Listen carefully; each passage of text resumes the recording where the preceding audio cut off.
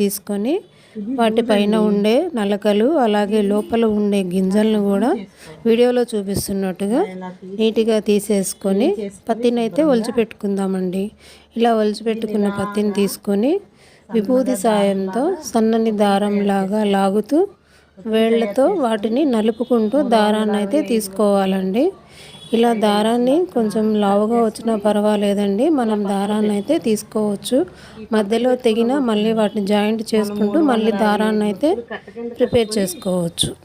ఇప్పుడు ఒక చిన్న బుక్ లాంటిది తీసుకొని దానిపైన మనం తీసుకున్న దారాన్ని వరుసగా ఒక 36 పోగులు వచ్చే వరకు మనము చుట్టుకోవాలి. అలా చుట్టుకున్న దారాలని సపరేట్ చేసేసుకొని వీటిని చిన్న చిన్న ముక్కలుగా అయితే మనము తుంపుకోవాలి. ఇలా చిన్న చిన్న ముక్కలుగా తుంపుకున్న వాటిని ఒక్కొక్కటిగా తీసుకొని వాటిని 2 వేళ్ల మధ్యలో పెట్టుకొని